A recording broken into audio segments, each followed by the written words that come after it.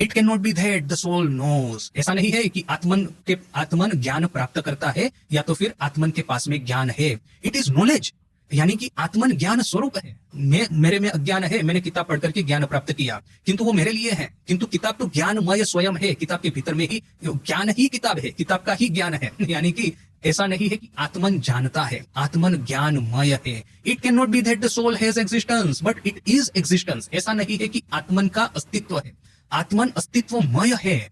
It can not be that the soul is happy, it is happiness itself. ऐसा नहीं है कि आत्मन खुशी होता है, आत्मन खुशी स्वयं है। This is such A subtle concept. सत चित आनंद, आत्मन का स्वभाव क्या है? ये आत्मन का स्वभाव नहीं है, सत चित आनंद ही आत्मन है। जिसके भीतर में आनंद का अभाव है वो एंटरटेनमेंट प्राप्त करने के लिए टेलीविजन मूवीज देखेगा, उसको मित्र मंडल की जरूरत पड़ेगी। जो किंतु जिसका स्वभाव ही आनंद है, वो जहां पे भी बैठा है परमहंस की तरह भीतर में से हास्य प्रकट होता रहेगा। उसको फिर एंटरटेनमेंट के लिए जो रील्स चलता है आजकल मोबाइल्स के ऊपर में, उसकी जरूरत नहीं पड़ेगी। उसको फिर ये जो आंख वो उसकी फट जाए तब तक ये सोशल मीडिया देखने की जरूरत नहीं पड़ेगी। उसको बाहर से कहीं से एंटरटेनमेंट नहीं चाहिए होगा, वो एंटरटेनमेंट स्वरूप है, उसके भीतर में ही एंटरटेनमेंट है। तो देखिए कि such a powerful concept. It can not be that the soul knows, it is knowledge. It can not be that the soul has existence, it is existence. It can not be that the soul is happy, it is happiness itself.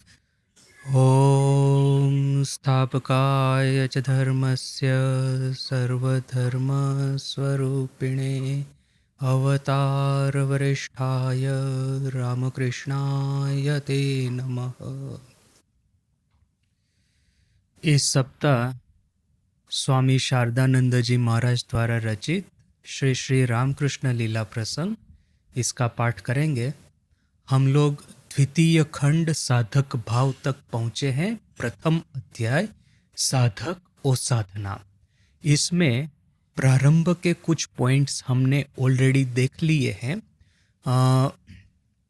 साधक और साधना से पहले साधक भाव की जो अवतरणिका थी, उसमें शरद महाराज हमको कहते हैं कि पूर्व अवतारों के साधक जीवन का विवरण हमको ज़्यादा नहीं मिलता है। भक्त जो होता है वो अपने इष्ट को, जिस अवतार की वो आराधना करता है, उस अवतार को वो स्वयं संपूर्ण ही देखना चाहते हैं। वो नहीं देखना चाहता कि उसके अवतार, उसके इष्ट के भीतर में कहीं पे कुछ शॉर्ट कमिंग्स थी और उन्होंने साधना करके इस शॉर्ट कमिंग्स को कंप्लीट किया। तो इस तरह से वो नहीं देखना चाहता है। वो अपने इष्ट को जन्म से ही सर्वांग संपूर्ण आध्यात्मिक जगत में सर्वोच्च सिद्धि प्राप्त ही देखना चाहता है। किंतु शरद महाराज कहते हैं कि यदि हम इस तरह से सोचना शुरू करेंगे तो होगा क्या कि साधक अवतार ने जो साधना की, जिस तरह की साधना करके वो सिद्धि को प्राप्त होते हैं, उस साधना को फिर हम एक लीला के रूप में ही लेंगे।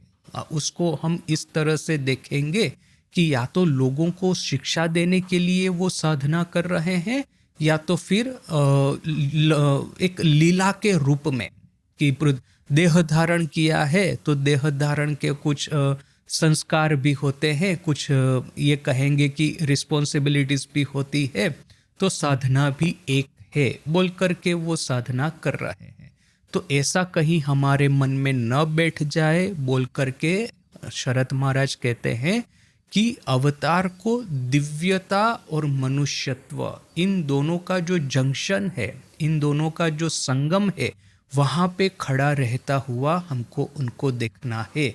यदि हम उनको इस तरह से सोचेंगे कि संपूर्ण रूप से दिव्य है उनका देह, उनका जीवन, उनका चरित्र और उनकी लीला, तो फिर साधना जो वो करते हैं, या तो फिर उनके पवित्र जीवन में से हम कुछ सीखेंगे ही नहीं। क्यों? क्योंकि किसी भी तरह की आध्यात्मिक जीवन का फाउंडेशन है त्याग, इंद्रियों के ऊपर में संयम। अवतार के जीवन में इंद्रियों के ऊपर में संयम 100% दिखता है। किंतु हम यदि उनको एक ईश्वर ही मान ले, यदि यह सोचे कि मनुष्य के कोई भी गुण उनमें नहीं है, तो उन्होंने जो इंद्रिय संयम अचीव किया है, प्राप्त किया है, वो हम उनसे कभी सीखेंगे ही नहीं। हम लोग यह मान लेंगे कि मैं तो एक पामर इंसान हूँ, मेरी संकल्प शक्ति बहुत ही कमजोर है, बोल करके इस जन्म में तो इंद्रिय संयम होगा ही नहीं, बस भक्ति के माध्यम से मुझे आगे बढ़ने दो। किंतु यह एक बहुत बड़ा गलती होगा यदि हम इंद्रिय संयम नहीं करते हैं, ठाकुर की भाषा में काम कांचन त्याग नहीं करते हैं, या तो फिर उसके प्रति हमारी स्पृहा का त्याग नहीं करते हैं, तो फिर हम आध्यात्मिक जीवन में आगे बढ़ ही नहीं पाएंगे। तो वो एक पूरा डिस्कशन अवतरणिका में, साधक भाव की अवतरणिका में शरद महाराज ने किया। और अभी प्रथम अध्याय प्रारंभ हुआ है, साधक और साधना। इसमें साधना क्या है, व्हाट इज स्पिरिचुअल प्रैक्टिस। अभी देखिए कि विश्व के जितने भी धर्म है, जितने भी पंथ है, जितने भी संप्रदाय है, जितने भी आचार्य है, उन्होंने अपनी अपनी एक साधन प्रणाली प्रारंभ की है। इवन आजकल भी आप देखेंगे कि ये सुदर्शन क्रिया जैसी क्रियाएं, अब जितने भी ऑर्गेनाइजेशन है वो सभी अपनी अपनी एक क्रिया को वो प्रोजेक्ट कर रहे हैं, अपनी अपनी एक क्रिया को वे लोग मार्केटिंग कर रहे हैं।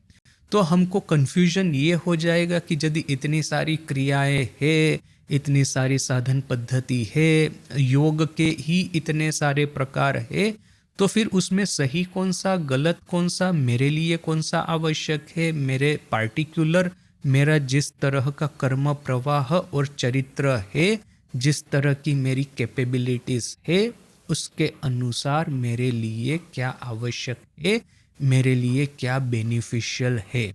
तो वह प्रश्न होगा, और इस प्रश्न का समाधान करने के लिए ही जैसे कि शरद महाराज ने साधक और साधना चैप्टर में साधना के जो कुछ मूलभूत तत्व है उसके बारे में हमको बताया है। तो सर्वप्रथम तो चैप्टर का प्रारंभ शरद महाराज करते हैं कि साधना के बारे में कुछ कुछ भ्रांत धारणाएं क्या क्या है, साधना के बारे में कुछ मिस्टेकन नोशंस क्या क्या है। तो इसके बारे में वो कहते हैं कि सिर्फ शारीरिक कठोरता या तो फिर दुष्प्राप्य जो सब चीजें हैं उसको इकट्ठा करके कुछ विचित्र प्रकार का अनुष्ठान करना, या तो फिर श्वास प्रश्वास को नियमन करना, या तो फिर जो विकृत मन है वो विकृत मन की असंबद्ध चेष्टाएं जो होती है उसको बहुत बार हम लोग साधना मान लेते हैं। अर्थात कि यदि हम देखिए आजकल भी आप देखेंगे कि बहुत सारे कुछ आप नॉर्थ इंडिया में जाएंगे जहाँ पे भी साधु समाज है, आपको अभी आजकल इतना नहीं देखने को मिलता, किंतु पहले ऐसा बहुत देखने को मिलता था कि वो जो खिले का वो जो बेड होता है ना, बेड के ऊपर में कांच रख दिए हैं, कांच रखे हैं, या तो फिर नेल्स रखे हैं, स्पाइक्स रखे हैं, इसके ऊपर में कोई आदमी एक योगी लेटा हुआ है। तो आपको लगेगा अरे ये जो स्पाइक है या जो ये खिले है क्या उसके देह में नहीं वो पंक्चर कर देंगे क्या, इसको ब्लीडिंग नहीं होगा, कष्ट नहीं होगा। हम लोग तो ऐसा गद्दी वाली जगह पे बैठना पसंद करते हैं, वैसे खुली जमीन पे भी नहीं बैठना चाहते। तो ये स्पाइक्स के ऊपर में बैठा है। किंतु देखिए कि वे लोग इसको कठोरता मानते थे और इस तरह के लोगों को लोग ऐसा मानते भी थे कि बहुत बड़ा साधक है। फिर जैसे एक हाथ ऊपर करके घूमना, यानी कि कभी भी एक हाथ नीचे करेगा ही नहीं, भले ही चाहे हड्डी पसली जो उसकी ये जो मसल है, उसकी ये जो फैट है पूरी बर्न आउट हो जाए, हाथ बिल्कुल ये हड्डी दिखने लगे, फिर भी ऐसा वो एक हाथ ऊपर करके रहेगा। इस तरह की बहुत सारी शारीरिक कठोरताएं उस समय देखने को मिलती थी। मैं खुद एक साधु को मिला हूँ जिसने ऐसा प्रण किया है कि मैं बैठूंगा नहीं। तो अभी उन्होंने क्या किया है, उनकी कुटिया जो है उसमें एक झूला जैसा झूला करके रखा है। तो वो झूला उनके यहाँ तक आता है, चेस्ट तक आता है। अभी जब थक जाते हैं तो झूले के ऊपर में ऐसा हाथ रख के खड़े हो जाते हैं, पूरी रात ऐसा खड़े रहेंगे और फिर मतलब बैठना नहीं है, सोना नहीं है। यदि थोड़ी बहुत नींद आ भी जाती है तो इस झूले के ऊपर में दोनों हाथ रख के वो अपना सर टेका करके थोड़ा सा विश्राम कर लेंगे। तो ऐसे लोगों को भी मैंने देखा है। तो क्या है कि हम लोग समझते हैं कि अच्छा, जिस साधु को मैंने देखा किंतु उसका चरित्र बहुत अच्छा था, बहुत ही अच्छे साधु थे, किंतु बहुत सारे लोग ऐसा समझते हैं कि यह शारीरिक कठोरता ही आध्यात्मिक साधना है, किंतु यह बात नहीं है। काम कांचन त्याग और ईश्वर के प्रति शरणागति, यह दोनों ही आध्यात्मिक साधना का मूलभूत तत्व है, आध्यात्मिक साधना का हार्ट है। इसके बाद में ये जितनी भी दुष्प्राप्य चीजें जहाँ जहाँ पे मिलती है उसको इकट्ठा करके कुछ विधि विधान करना, वो जो हमने वो कहानी देखी थी राधु की, कि राधु का पागलपन तो बढ़ता ही जा रहा है, तो फिर किसी ने आकर के माँ को कहा, माँ उस समय कोलपाड़ा में थी, कि वो एक तांत्रिक है उसको बुलाइए। तो माँ का भी बाली का भाव उस समय, माँ का आखिरी समय चल रहा था, आई थिंक 1918 या तो 1919 की ही बात है। माँ की महासमाधि हुई 1920 में, तो उसके 1-2 साल के पहले की ही यह घटना है। तो माँ का पूरा बाली का भाव चल रहा है और राधु पागल हुई है। तो किसी ने आकर के माँ को कहा कि एक तांत्रिक को लेके आइए, वो अच्छा है, वो इसका इलाज करेगा। तो फिर माँ तो बाली का भाव में बोल देती है अपने सेवक को कि जाओ उसको बुला करके लाओ। तो वो तांत्रिक पगला आता है, फिर वो तो बड़ा चालाक था, समझ गया कि माँ का बाली का भाव दिव्य भाव है, ऐसा तो शायद समझा नहीं होगा, किंतु ऐसा अवश्य समझ गया कि इनके पास में से पैसे पड़ा सकते हैं। तो उसने आकर के पूरा नाटक करना चालू कर दिया। माँ भी जैसे कि अपना सर ढक के 2 हाथ से इतना विनम्र होके उसके सामने जाके कहती है कि मेरी बिटिया को अब बचा लीजिए, आप नहीं बचाएंगे तो इसका और कोई रखवाला नहीं है, ऐसा बोल करके करुण स्वर से तांत्रिक को कहती है। और तांत्रिक भी क्या सब उठपटांग वो सब बातें बताता है कि यहाँ से ये तेल लेके आइए, वहाँ से ये जड़ी बूटी लेके आइए, वहाँ से ये पत्थर लेके आइए, यहाँ से ये लेके आइए। अभी जो विवरण दिया है जहाँ से जो लाने का, वो आप कभी ला नहीं पाएंगे। वो तो यहाँ पे हनुमान की तरह पूरा पहाड़ उठा के ले आएंगे, जड़ी बूटी न मिली, ऐसा तो कोई था नहीं। तो कुछ ही समय के बाद में पता चल गया कि तांत्रिक पटा करके गया है, उनको पैसा लेके गया है, और जो चीज़ें उसने इकट्ठा करने को कहा था उसमें से कुछ भी इकट्ठा हो नहीं पाएगा। तो फिर देखिए कि अभी माँ का तो बाली का भाव था, माँ के लिए तो यह सब चलता है। हम लोग यदि इस तरह के किसी पागलपन में फंसेंगे तो हम अपना पैसा भी नष्ट करेंगे, अपनी बुद्धि भी भ्रष्ट करेंगे। तो यह दुष्प्राप्य चीज़ों को इकट्ठा करके उठपटांग विधि विधान करना, इसको कहीं पे आध्यात्मिकता समझा जाता है, कहीं पे ये श्वास प्रश्वास निरोध है या संयमन है, प्राणायाम है, उसको आध्यात्मिकता समझा जाता है। कहीं कहीं पे लोग जो कोई मानसिक तरह से विकृत कोई व्यक्ति है उसको कोई बहुत बड़ा महात्मा का दर्जा दे देते हैं, महात्मा का उपमा दे देते हैं, और फिर वो जिस तरह का पागलपन करेगा उस सबको सहन करते हैं। तो पहले तो साधना क्या नहीं है यह शरत महाराज ने बता दिया। फिर उन्होंने कहा कि साधना क्या है। साधना है सर्वभूत में ब्रह्म दर्शन या तो सर्वभूत में ईश्वर दर्शन। ये पहले ही दिन होगा नहीं, किंतु इस डायरेक्शन में आपकी साधना जानी चाहिए। यदि 4-5 साल एक आध्यात्मिक साधना करने के बाद में दूसरों के प्रति करुणा है, दूसरों के प्रति सहानुभूति है, उनका सुख दुख अनुभव करने की क्षमता है, यदि यह सब हमारे हृदय में प्रकट नहीं होता है तो समझ लीजिए कि आप साधना के गलत रास्ते पे जा रहे हैं। कोई कोई साधक को आप देखेंगे कि कुछ समय के बाद में दुर्वासा मुनि जैसा अपना स्वभाव बना करके रखते हैं, उनके साथ में बात करने को भी आपको डर लगेगा, बात बात में गुस्सा करेंगे, बड़े ही शॉर्ट टेम्पर्ड होंगे, बात बात में लोगों का इंसल्ट करना, यह सब बहुत कुछ ये लोग डेवलप करके रखते हैं। तो समझ लीजिए कि शरत महाराज की डेफिनेशन के अनुसार या तो फिर रामकृष्ण संघ की यह जो बेसिक फिलोसॉफी है उसके अनुसार उन्होंने साधना में प्रथम स्टेप्स भी आगे नहीं बढ़ाए हैं। वे लोग अभी भी माने एकदम प्राइमरी स्टेजेस पे ही है। दूसरों पे क्रोध करना, दूसरों के ऊपर में अत्याचार करना, दूसरों का शोषण करना, दूसरों को पीड़ा दे करके अपने को आनंद प्राप्त करना, यह सब चीजें जब तक हृदय में रहेगी तब तक साधना में हमने फर्स्ट स्टेप भी नहीं रखा। सबसे पहले वो स्वामी जी का जो फेमस कोटेशन है, make the heart like an ocean, माने अपने हृदय को एक महासमुंदर की तरह बना दो, अपने हृदय का दरवाजा खोल दो, सबके प्रति सहानुभूति करुणा होनी चाहिए। यहाँ पे एक जो पिटफॉल है इस तरह से सबके प्रति करुणा रखने का, कि फिर वो कहीं वो स्त्री पुरुष जो होता है कोई स्त्री के चक्कर में न फंस जाए, स्त्री जो होती है कहीं पुरुष के चक्कर में न फंस जाए, यह बात बहुत ध्यान में रखना है।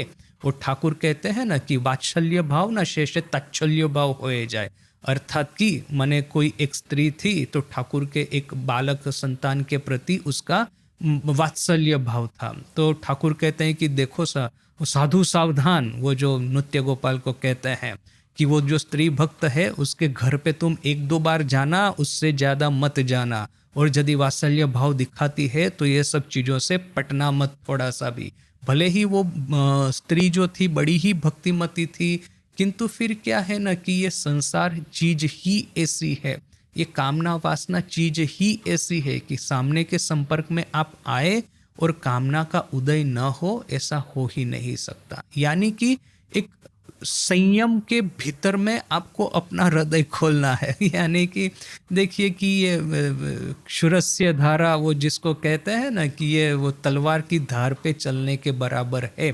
आप यदि एक ओर जाएंगे, सिर्फ एक ओर चले जाएंगे तो वहाँ पे भी विकृति है, उस सामने की ओर जाएंगे वहाँ पे भी विकृति है। यदि आप स्त्रियों से दूर रहना है बोल करके स्त्रियों के प्रति द्वेष यदि आपके मन में बैठ गया तो भी एक भयानक विकृति का सामना करना है। और यदि मैंने हृदय को खोल, make your heart like an ocean, ऐसा बोल करके सबके साथ में इनडिस्क्रिमिनेटली मिलना शुरू कर दिया तो वो दूसरा पिटफॉल आता है।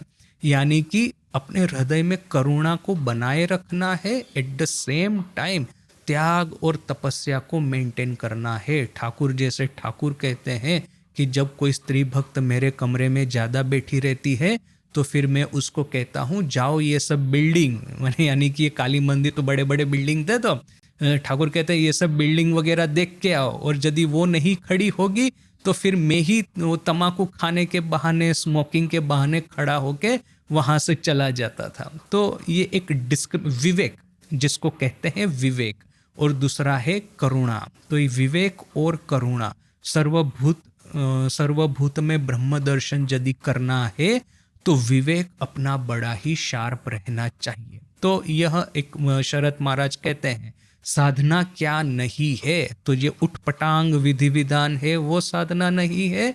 तो साधना क्या है? सर्वभूत में ईश्वर दर्शन ही साधना है।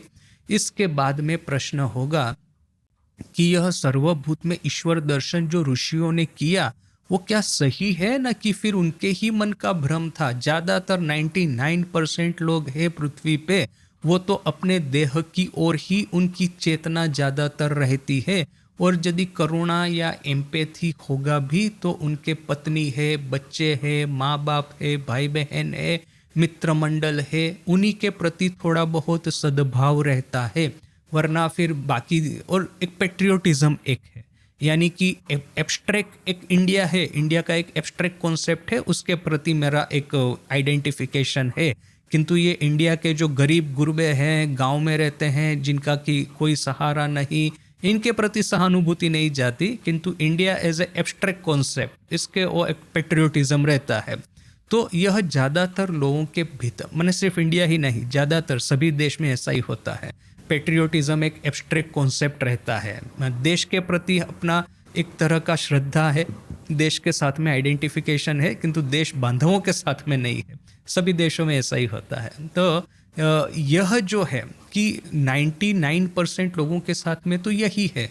तो ये जो 1% ऋषि मुनि कहते हैं कि हमको तो सभी व्यक्ति, प्रत्येक स्त्री पुरुष, आबाल वृद्ध वनिता, जैसे वो संस्कृत में कहते हैं ना, आबाल वृद्ध वनिता, अर्थात कि बच्चे, बूढ़े और स्त्री जितने भी हैं उन सबके भीतर में मुझे तो ब्रह्म दर्शन होता है। और सिर्फ मनुष्य कहाँ, ये पेड़ पौधे, पशु पंखी, पृथ्वी, चंद्र, ग्रह, नक्षत्र, तारे, समुंदर, पहाड़, जंगल, नदी, जो कुछ भी है सबके भीतर में हमको वही ब्रह्म दर्शन ही होता है, वही ब्रह्मन ही है जो कि विभिन्न आकार धारण करके यह डिफरेंट डिफरेंट दिखता है। जैसे कि समुंदर एक ही है, यूनिफॉर्म है, किंतु उसकी जो लहरें हैं सतह के पास में आने के समय जो लहरें जो बनती है, तरंगे जो बनती है, वो वेव्स डिफरेंट होते हैं। ये वेव सर्फिंग होता है ना, कोई कोई जो सी शोर होते हैं ना, वहाँ पे वेव सर्फिंग बड़ा सुंदर होता है,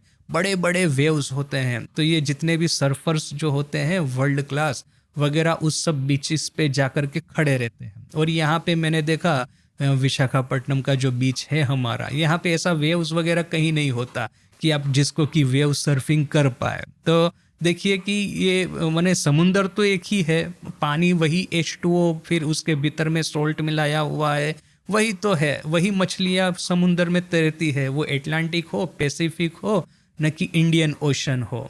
किंतु जो बीच की जो कैरेक्टरिस्टिक है, जियोलॉजिकल फॉर्मेशन है, विंड स्पीड वगैरह जो है, जो कि डिसाइड करते हैं कि किस तरह के वेव्स होंगे, वो अलग अलग है प्रत्येक बीच के ऊपर में, बोलकर के कहाँ पे वो वर्ल्ड क्लास वेव्स होते हैं जहाँ पे सर्फर लोग स्पेशली सर्फिंग के लिए जाते हैं।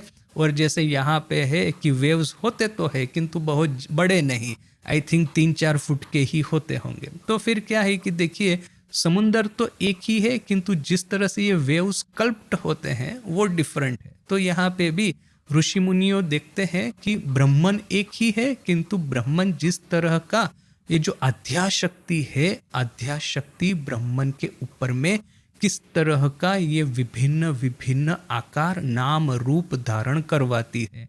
तो यह प्रश्न होगा कि ऋषि मुनियों ने जो देखा वही सही और 99% जो जगतवासी देख रहे हैं वो गलत, ऐसा आप कैसे कह सकते हैं? तो उसका भी बड़ा लॉजिकल उत्तर शरत महाराज देते हैं। कहते हैं कि देखिए, यह जो सर्वभूत में ब्रह्म दर्शन करके ऋषि मुनियों का जो पूत चरित्र, जो पावन चरित्र उनका डेवलप हुआ है, उसको आप दर्शन कीजिए। और आप 99% लोग हैं ये मटेरियलिज्म में डूबे हुए हैं, आप अपना चरित्र देखिए, स्वार्थपरता, ये काम कांचन के प्रति आपका मोह, हृदय के भीतर में दुनिया भर का करप्शन, लोगों को ठग लेने की, लोगों का शोषण कर लेने की वृत्ति, लोगों के प्रति द्वेष, ईर्ष्या, यह जो काम क्रोध मद लोभ मोह, षडरिपु जिसको कहते हैं वेदांत में, उससे भरे हुए हैं आप लोग। और यहाँ पे ऋषि मुनि देखिए, उनका मन जो है शांत पवित्र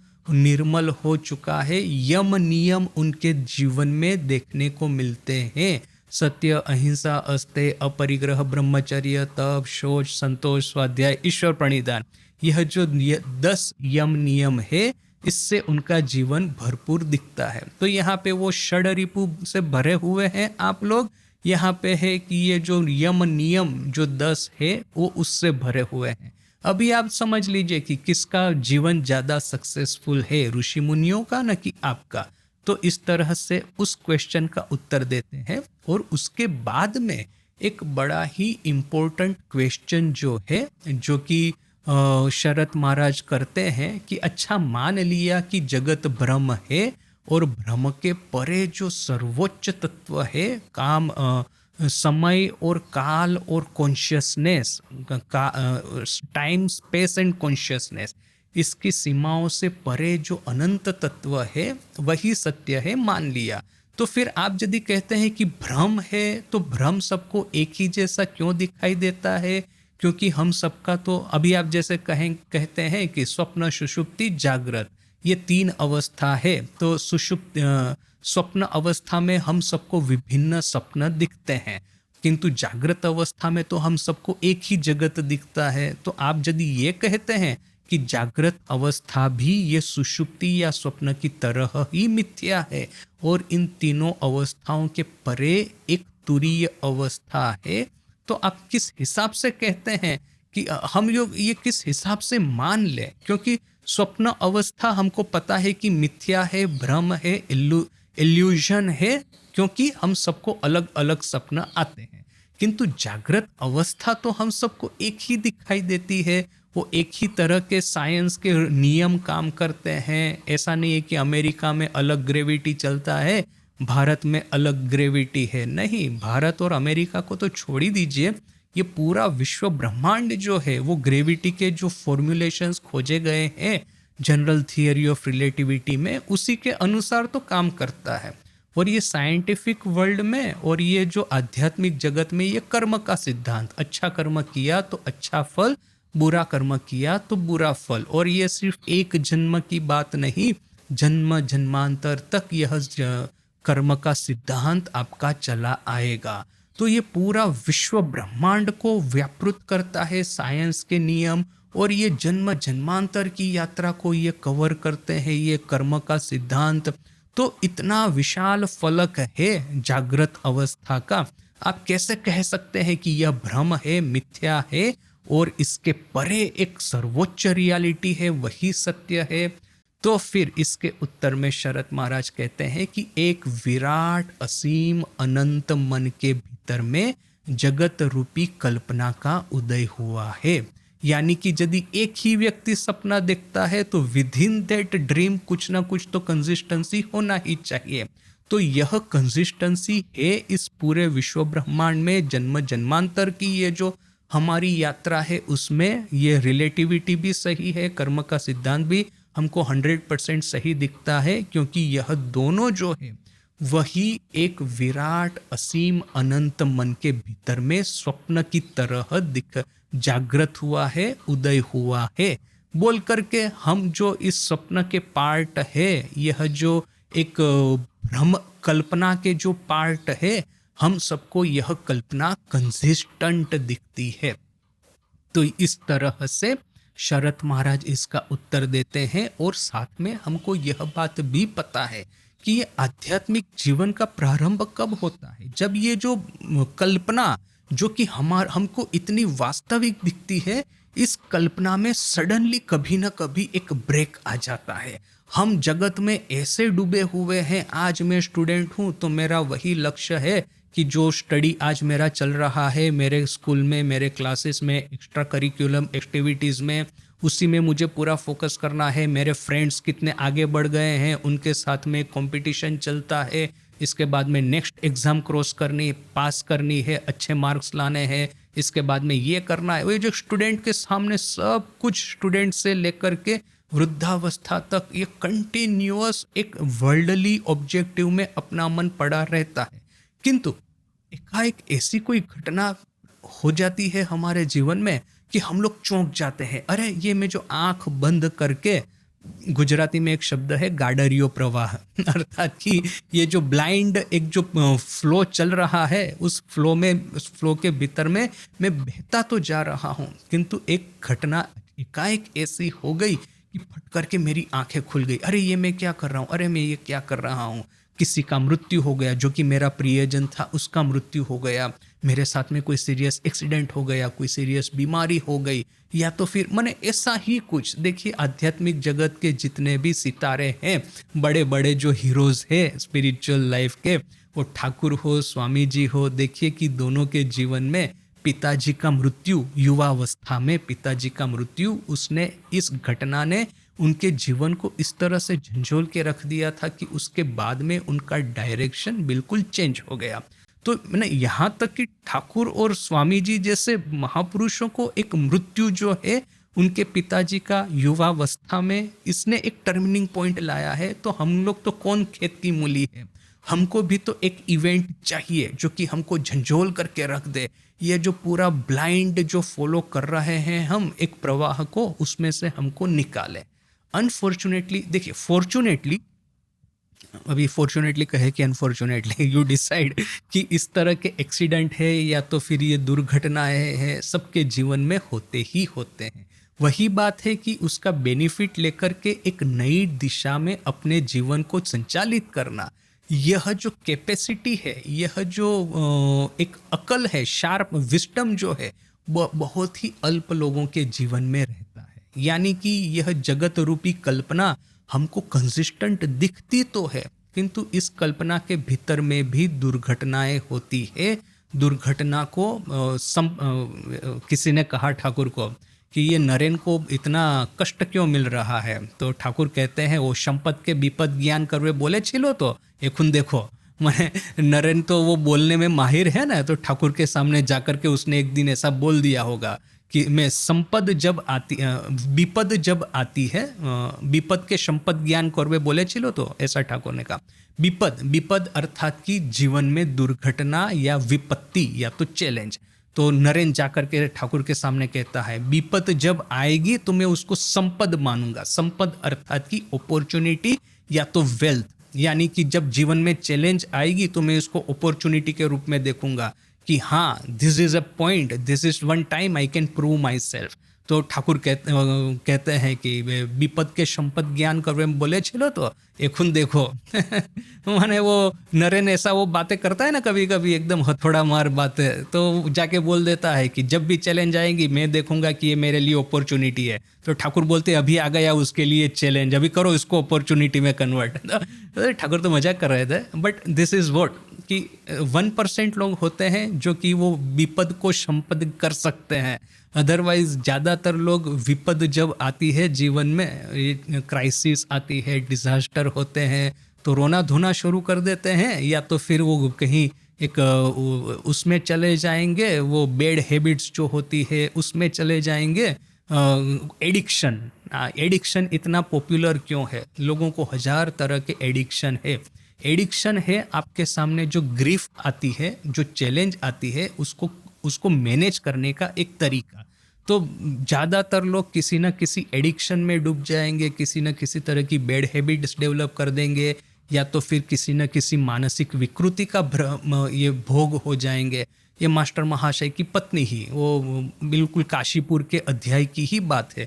काशीपुर के जो घटनावली है उसमें बिल्कुल आखिरी चैप्टर में ही यह बात है कि मास्टर महाशय अपनी पत्नी को लेकर ठाकुर के पास में आते हैं, कहते हैं कि मेरा एक छोटा बच्चा मर गया है और जब से मरा है तब से मेरी बीवी जो है आधी पागल की तरह हो गई है, और उसका जो दूसरा बच्चा है उसको मार पीट करती है, वो खाना मतलब इस तरह का वो। और मैं जब यहाँ पे आता हूँ आपके पास में, मास्टर महाशय ठाकुर को कहते हैं मैं कि आपके पास में आता हूँ तो मैं इस वजह से वो मेरे साथ में झगड़ा करती है कि घर छोड़ के क्यों जा रहे हो उस परमहंस के पास में। तो ठाकुर थोड़े से वो चिंतित हो गए। फिर कहते हैं कि वो जो उसको खाना मत बनाने देना।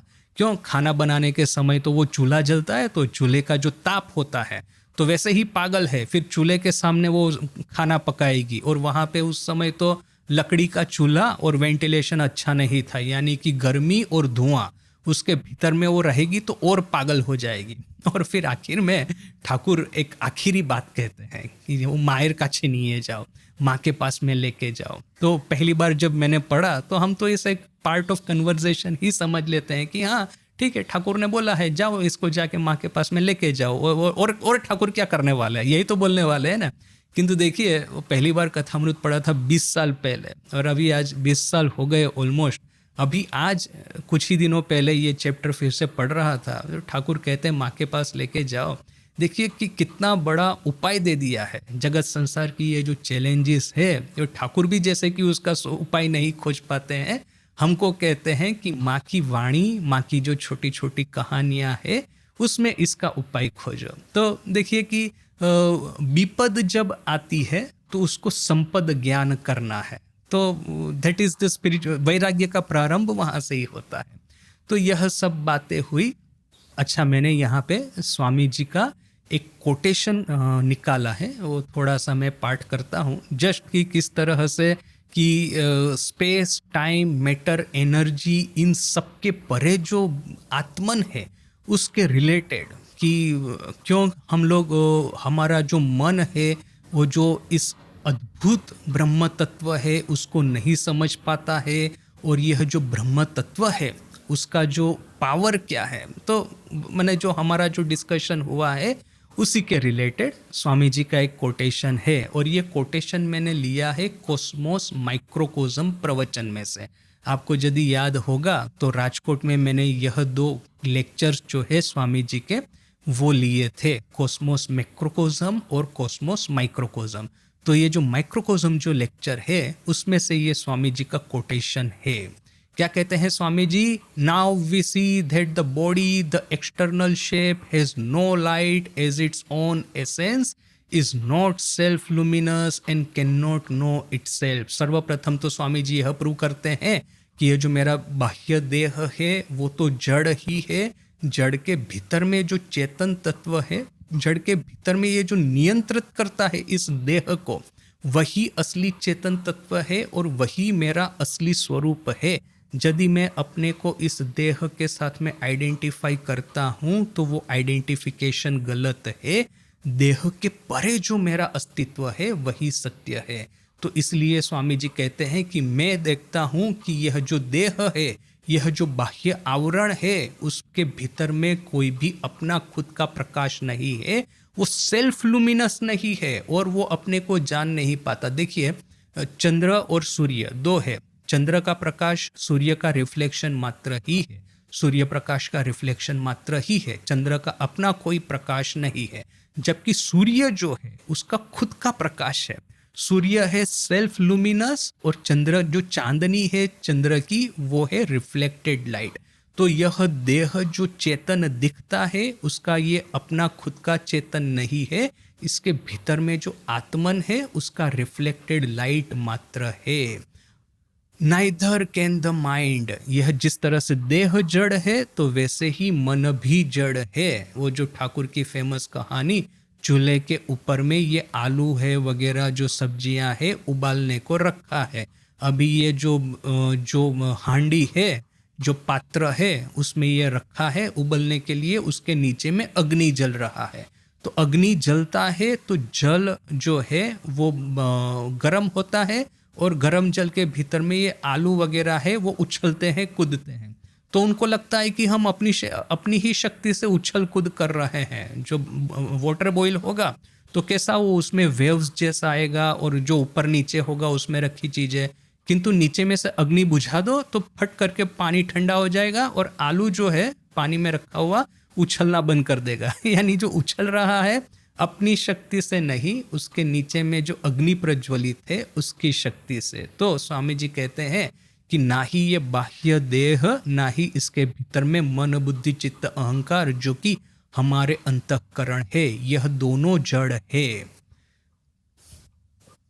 व्हाई नॉट, पूछते हैं कि हमको ऐसा क्यों दिखता है कि वो जड़ है, क्यों वो चेतन नहीं है? Because the mind waxes and wanes, because it is vigorous at one time and weak at another। क्यों मन जो है वो खुद चेतन नहीं है? क्योंकि मन जो है उसकी शक्तियां बढ़ती रहती है, कम होती रहती है। वैक्सीज एंड वेन्स, ये जो दो शब्द है ये चंद्र की कलाओं के शब्द है। चंद्र की जो कलाएं है बढ़ती है, कम होती है। अभी पूर्णिमा का चांद है तो कभी वो यह जो नव चांद जिसको कहते हैं नया चांद है, और कभी कभी अमावस्या यानी कि चांद पूरा अदृश्य हो जाता है। तो अभी सूर्य जो है, सूर्य वैसे तो इक्लिप्स होता है सूरज के भीतर में, किंतु वैसे तो सूरज जो है हमेशा वैसे का वैसे ही रहेगा। ये तो जो चंद्र की कलाओं के ये शब्द है वैक्सिस एंड वेन्स। तो इसलिए स्वामी जी बड़ा ही सुंदर पोएटिक एक डिस्क्रिप्शन देते हैं। कहते हैं मन चेतन क्यों नहीं है? क्योंकि मन की कलाएं है, कभी पूर्ण चंद्र की तरह, पूर्णिमा के चांद की तरह स्ट्रॉन्ग है, कभी अमावस्या के अंधेरे की तरह मन के भीतर में तमस आके छा जाता है। Because it is vigorous at one time and weak at another. मन कभी कभी स्ट्रॉन्ग होता है, कभी कभी कमजोर हो जाता है। Because it can be acted upon bye anything and everything. कोई भी चीज है बाहर के संसार की फट करके आकर के हमारे मन के ऊपर में असर करती है। किसी ने हमारा इंसल्ट कर दिया, मन दुखी हो गया। किसी ने आकर के प्रशंसा कर दी, मन घमंड से भर गया। कभी आज मैं जो चाहता हूँ वैसा हुआ है बोल करके मैं खुश हो गया, और जो मैं नहीं चाहता ऐसा कुछ हुआ है तो मैं दुखी हो गया। यानी कि बाहर की घटनावली मन के ऊपर में असर करती है। Therefore the light which shines through the mind is not its own। और इसीलिए मन के माध्यम से जो प्रकाश आता है वो मन का खुद का नहीं है। Whose it is then? तो फिर ये किसका प्रकाश है? कौन सा प्रकाश? यह कौन सा चेतन तत्व है जो कि मन और देह को चालित करता है? It must belong to that which has it as its own essence.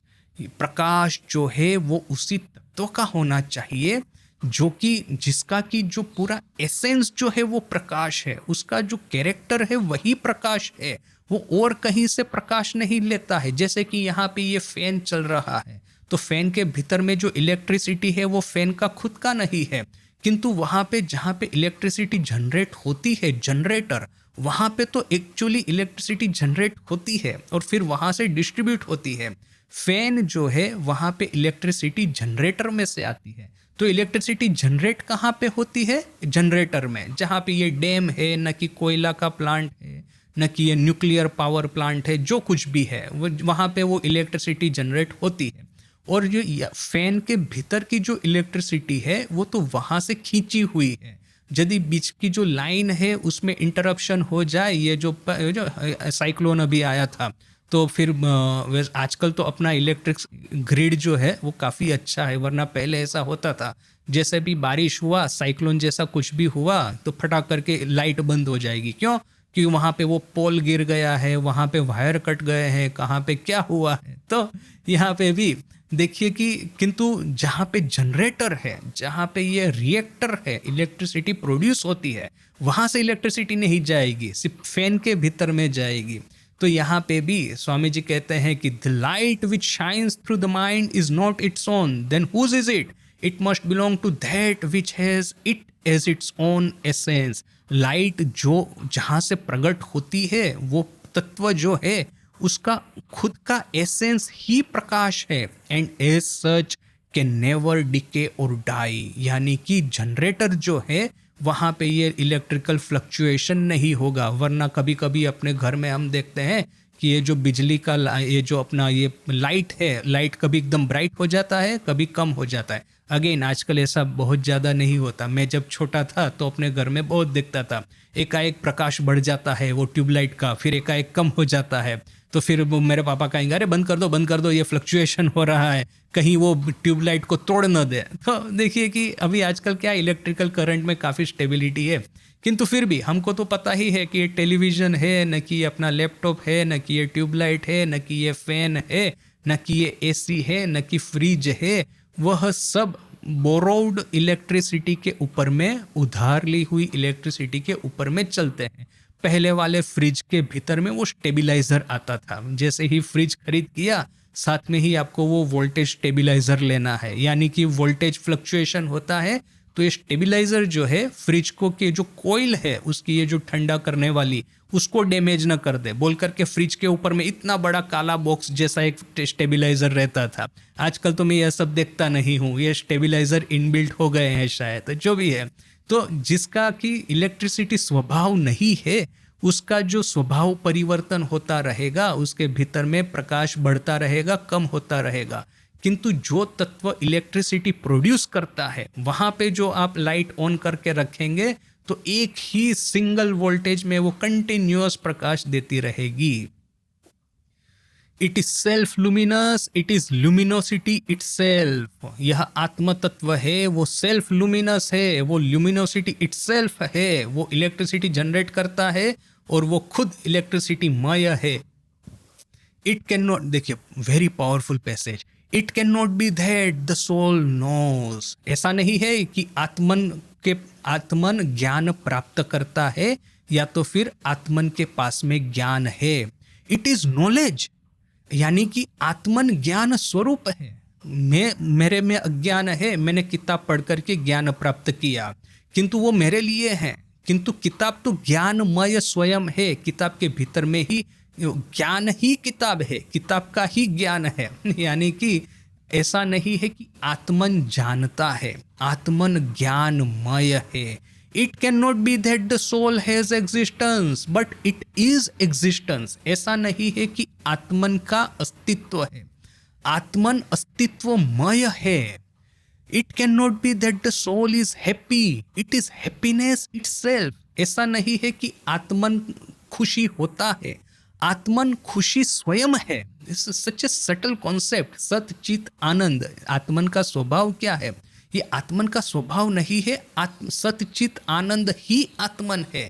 जिसके भीतर में आनंद का अभाव है वो एंटरटेनमेंट प्राप्त करने के लिए टेलीविजन मूवीज देखेगा, उसको मित्र मंडल की जरूरत पड़ेगी। जो किंतु जिसका स्वभाव ही आनंद है वो जहाँ पे भी बैठा है परमहंस की तरह भीतर में से हास्य प्रकट होता रहेगा। उसको फिर एंटरटेनमेंट के लिए जो रील्स चलता है आजकल मोबाइल्स के ऊपर में उसकी ज़रूरत नहीं पड़ेगी। उसको फिर ये जो आँख वो उसकी फट जाए तब तक ये सोशल मीडिया देखने की ज़रूरत नहीं पड़ेगी।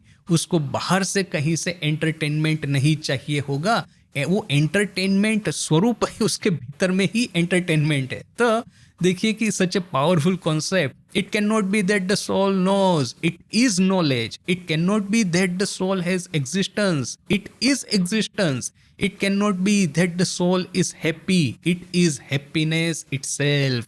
That which is happy has borrowed its happiness. जो खुश है उसने ये खुशी को कहीं बाहर से इंपोर्ट किया है। That which has knowledge has received it's knowledge. जिसके पास में ज्ञान है उसने कहीं से ये ज्ञान ग्रहण किया है।